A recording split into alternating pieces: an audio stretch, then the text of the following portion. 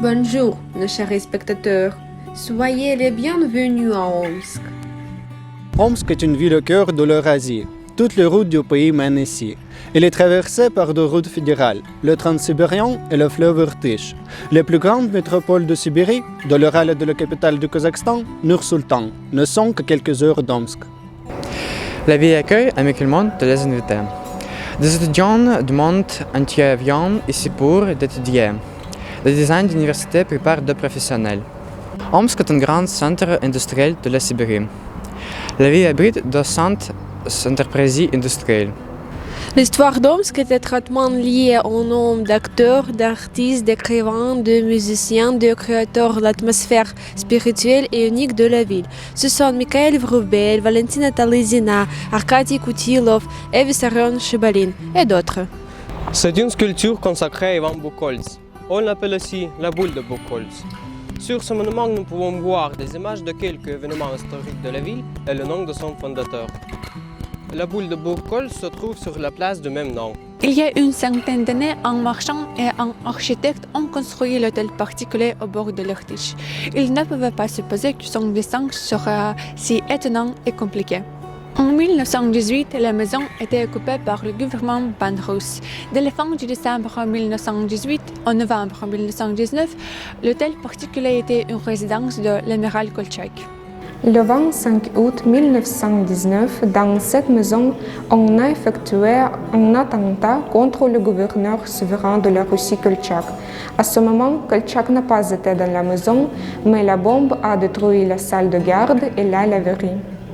Le 13 janvier 2013, le Centre de l'étude de l'histoire de la guerre civile a ouvert ses portes dans ce bâtiment.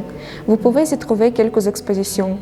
L'histoire de l'hôtel particulier de Batyushkin, les documents de l'archive historique de la région d'Omsk, l'exposition La guerre civile Omsk blanc. Vous pouvez y voir aussi le bureau de Kolchak et son statue en cire. Ce palais a été construit par l'architecte Vaner pour le gouverneur général de la région d'Omsk-Gazfort en 1862. En 1926, ce musée a été visité par un grand peintre russe, Nicolas Rerik. Pendant la Grande Guerre nationale, ce bâtiment a abrité les collections du Musée national historique, du Musée de Novgorod et de Voronezh. La première pierre de l'église Nikolska, qui est devenue la cathédrale de Saint-Nicolas en 1916, a été posée en 1833. C'est le temple le plus ancien à Omsk et c'est la seule cathédrale qui a survécu pendant les années soviétiques. La cathédrale a été construite grâce aux investissements des Cosaques sibériens et d'autres citoyens. En 1883, la cathédrale a abrité le drapeau d'Ermak et encore 12 drapeaux des Cosaques. La cathédrale a vu en prière le tsar russe Nicolas II Kornilov-Kolchak. C'est ici qu'on a donné le baptême à un grand poète russe, Leonid Martynov, et au lieutenant général Dmitri Karbachev. Construite au XIXe siècle par l'un des architectes les plus en vue de Saint-Pétersbourg. Au lieu de rassemblement des Russes blancs, puis finalement détruit en 1935. La cathédrale est cependant reconstruite sur le modèle exact de sa prédécesseur en 2007.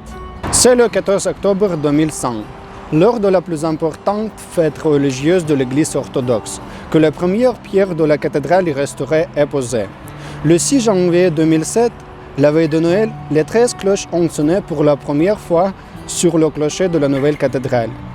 Et le 15 juillet de la même année, sa consécration solennelle donne lieu à une gigantesque fête sur la toute nouvelle place de la cathédrale. Le théâtre se racine dans le 19e siècle.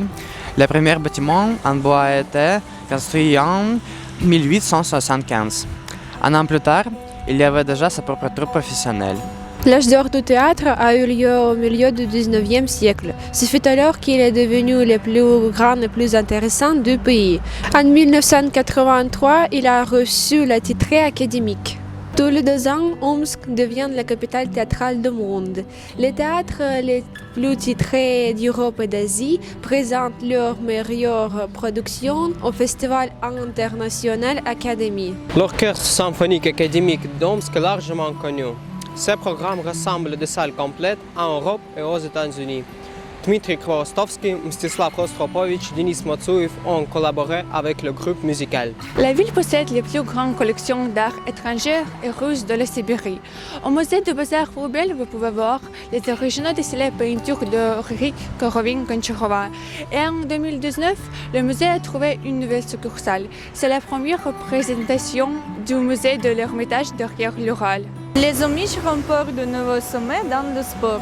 Alexander Pushnitsa, Irina Tchachina, Evgenia Kanaeva, Yana Romanova, Vitalina Batsarashkina sont nos maîtres et nos champions olympiques. La marque sportive de la ville est le club de hockey Avant-Garde.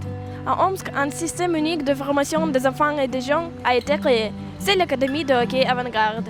Une nouvelle arène est en cours de construction. Omsk est la capitale de la course. C'est la patrie de la course la plus froide au monde, du semi-marathon de Noël et du marathon international sibérien, qui est très prestigieux. Omsk est l'une des villes les plus ensoleillées de la Russie, 300 jours sans nuages par an. C'est le plus qu'il y a à Anapa, à Sochi et même à Miami. Omsk est la perle de la Sibérie, un grand centre industriel, scientifique et culturel au carrefour de l'Europe et de l'Asie. C'est la ville des gens talentueux, entreprenants et accueillants. On vous attend dans notre belle ville.